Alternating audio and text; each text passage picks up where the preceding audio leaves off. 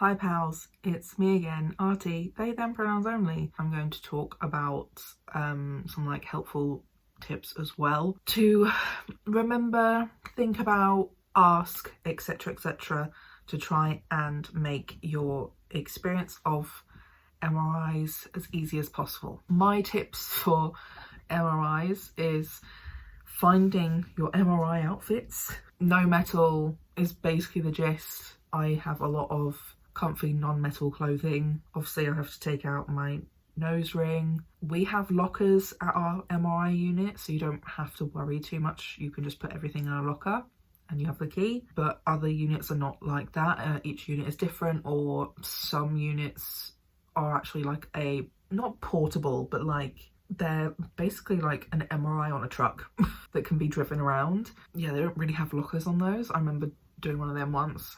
It was quite weird. MRIs are cold, so depending on the weather as well, it's quite nice in the summer. So you can go in like summer clothes and have like quite a nice like AC like break from horrific summer weather. In the winter, obviously you're fucking cold, so that's why I tend to like recommend or go for joggers or leggings and wearing a jumper and stuff like that, and thick warm socks. I also recommend slip-on shoes just so you don't have to faff taking your shoes off and putting them on and that sort of thing. I've made a couple of TikToks on like MRI outfits for the time of year, so if I ever find them again I will post them on YouTube as shorts and sort of connect them to this video or generally to some of my disability playlists.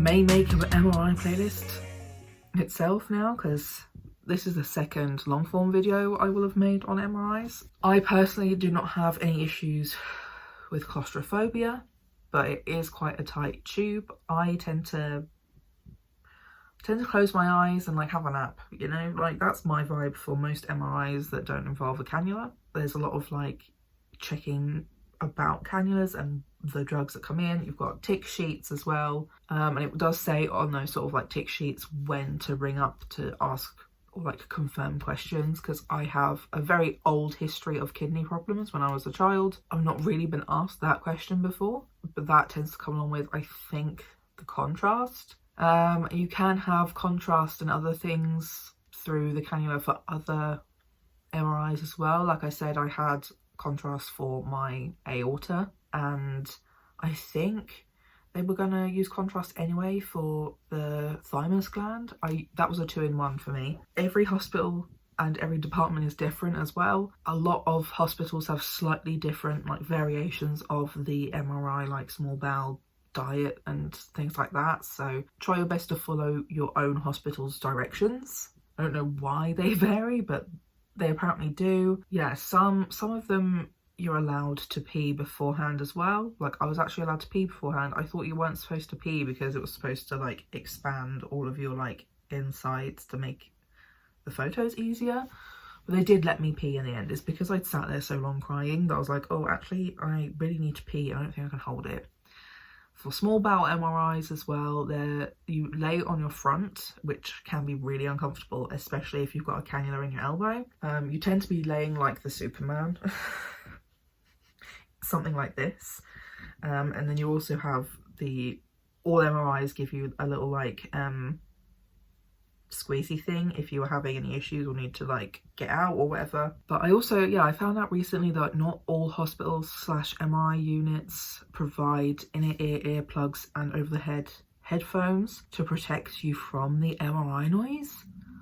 And it also seems like they don't tell you to bring your own or anything like that. So yeah, if it's not mentioned, I would definitely recommend calling to ask about it and preparing by finding some like foam area ones at least, because it is loud in there. Like the only reason why it doesn't bother me like really and I can close my eyes and kind of fall asleep is because I have always been given the inner ear ones and the overhead headphones. Some places will even like ask if you want the radio playing. It seems to depend, sometimes it doesn't work, but yeah, like those are options available as well. Very wild, because that's just such a small and simple like access thing and just patient well-being thing.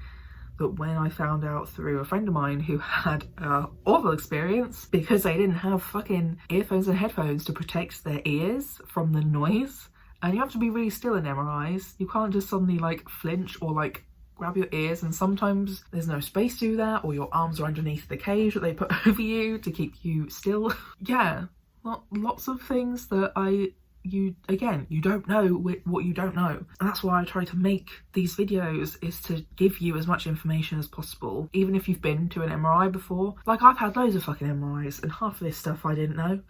Hopefully I can help give you the information you need to avoid some of the bullshit that I've been through, or avoid some of the bullshit that you've been through happening again.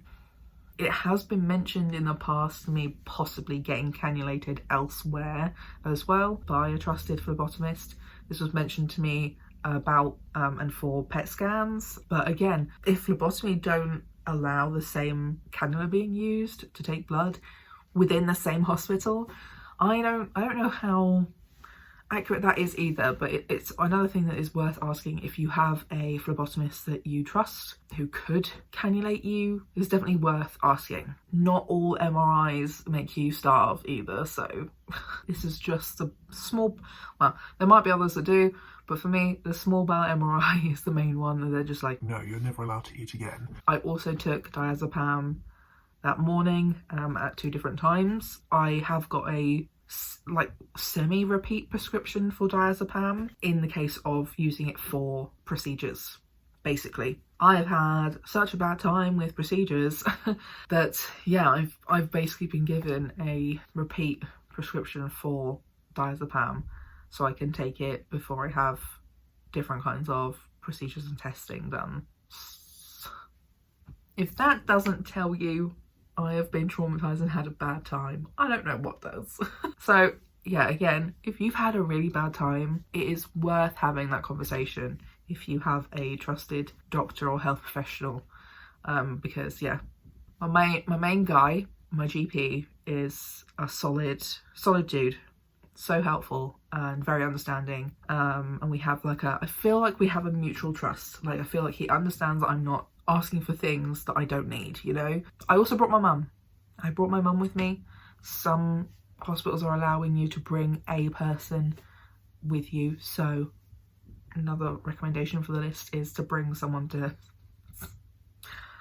support you. Help. Just going through this very old recorded video, and basically I have to add some things as well. I'm due to have a repeat MRI, which is an MRI of the aorta with contrast at the new hospital from my Takayasu specialist team, and they have been very, very helpful and understanding when it comes to patients with either issues getting cannulated or getting blood tests physically, as well as people who have issues mentally and emotionally, and I'm both of those. So basically what's going to be happening to me, which obviously I can't really inform a lot on yet, is that they're actually going to try to put in a midline so I can get contrast put in that way instead of through a typical cannula through a smaller vein. They will be doing it through a larger vein. So I've been booked in with their renal team, who do this quite often, before and after the MRI, to get that done. I did find a really useful NHS document, so if I can find it again, find the link, I will put the link in the description of this video as well. So that's one option. There is options of being booked in with IV nurses for MRI appointments that involve contrast. Both them and the renal team that I'll be seeing should be able to find a vein with an ultrasound machine. And yeah, I was also offered the possibility of having a portacath put in. which I did talk about more in that specific video about my Takayasu specialist appointment. So if you're somebody who has a lot of blood tests and a lot of medications that need doing, maybe it would be useful to bring up as an option to try, or an option to think about. Obviously, it's, again, weighing up pros and cons of those things, but the fact that that is also an option that could be doable. From most sources I've found, they last up to 5 years, but honestly maybe more. Most portacaths aren't really intended for permanent forever use, so honestly I couldn't really find a lot about them past 5 years. But again, that's another option that could be useful when it comes to having repeat MRIs, but you do also have to make sure that the people accessing the port have had training in accessing ports. But yes, those are a few extra options as well that I've learned since I did this video earlier this year. I think this was like February, and it's now early December, so the more you know. Yeah, that's kind of it. That's kind of what I've got. I hope this was helpful. If there's anything that I didn't mention that you know can be a thing as well, leave comments down below. Share the info. Make the comment section a space where we can share like useful tips and tricks and phrases that we normal people just won't know of until some medical professional said it, you know. Leave a like on the video, will help the algorithm.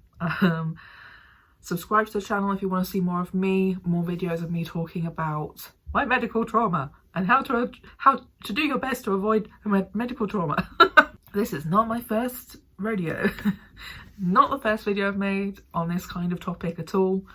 There are so many. I've made so many, and I'm sure I will continue to make more. I think my last one sort of on this topic was specifically cervical screenings, so if you would like to check that one out, I do recommend that one, especially for people who have either had a bad experience or are nervous about their first experience, because it is important to go. It is important to go, but I know it's awful. Personal experience, I know it's fucking awful and very scary and kind of gross. Bodies are gross.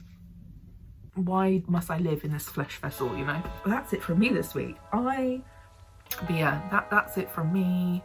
And I will see you. I'll see you next week. Bye.